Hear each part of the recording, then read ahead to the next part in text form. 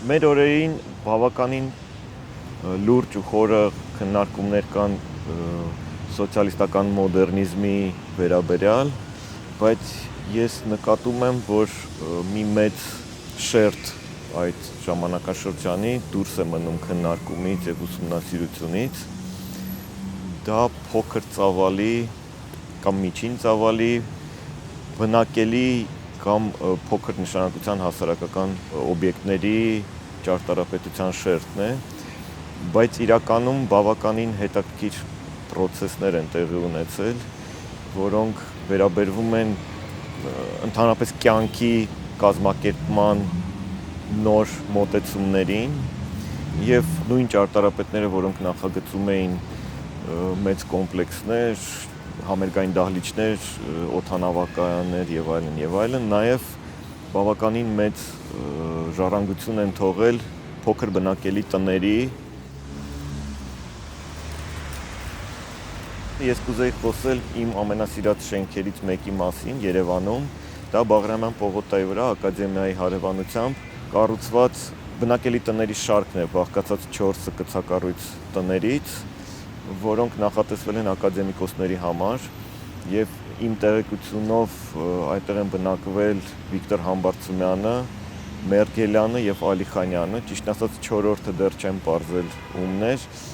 Ցավոք սրտի 4-ից միայն Վիկտոր Համբարձումյանի տունը պահպանել է իր նախնական տեսքը գրեթե ամբողջությամբ, մնացած 3 տները վերակառուցվել են շատ անխնա։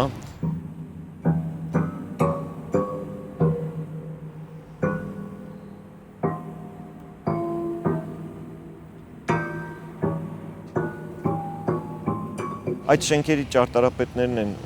Արտուր Թարխանյանը եւ Սպարտակ Խաչիկյանը, եւ փաստացի ճարտարապետները փորձել են գտնել նոր ապրելակերպ, որը շատ բնորոշ էր այդ ժամանակաշրջանին, այսինքն խոսքը չի գնում ուղղակի շենքի ոճի մասին, այլ ընդհանրապես նոր մոտեցում կյանքի կազմակերպման, եւ որը իհարկե երևում է նաեւ շենքի ծավալային լուծումների մեջ։ Շենքի հիմնական կրող տարրերն են զուգահեռ պատերը տուֆից եւ կարելի ասել ուրիշ ոչ մի բան չկա այդ շենքում, հա։ Հետևի եւ առջևի ճակատները ապակե պատ են ամբողջությամբ եւ դուրս են գալիս դեպի Պուճուրիկ բակեր։ Հետաքրքիր է, որ այդ շենքը կառուցվել է ակադեմիկոսների համար, ըստ երևույթին պետական պատվերով, բայց ակադեմիկոսներին չի տրվել անսահմանափակ մեծ տարածքներ, այսինքն խնդիրը նրա մեջ չէր, որ իրանք ունենան սովորական մարդուց տարբերվող քանակական իմաստով տներ, այլ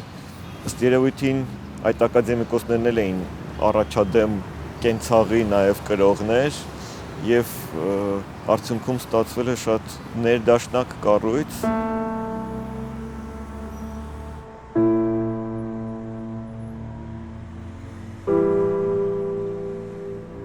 Ես ակնհայտ տեսնում եմ այդ կառույցի մեջ կապը հեղափոխությունից հետո 20-ականների հայ կոնստրուկտիվիստական կառույցների հետ, որտեղ նույն սկզբունքներն են, այսինքն տունը դա մի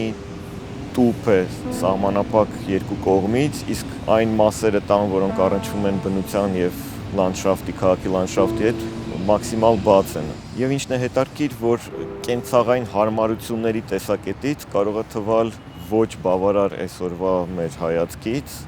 բայց ակնհայտ է, որ շեշտը դրվում է ոչ թե կենցաղային հարմարությունները բավարարելու, այլ ավելի շատ տրամադրության վրա, այսինքն այդ տունը մտնելուց դու միանգամից թաթախվում ես այդ բաց լուսավոր մթնոլորտի մեջ եւ հասկանում ես, որ ցանկացած միջամտություն միայն կարող է փչացնել, հա, այդ ստացված հարմոնիան։ Ես վստահ եմ, որ մենք պարտավոր ենք գտնել, ուսումնասիրել եւ վերականգնել մոդեռնիստական ժամանակաշրջանի նախագծով կառուցված առանձնատները եւ վստահ եմ, որ ուսումնասիրության դեպքում մեզ շատ հետաքրքիր բացահայտումներ են սպասում։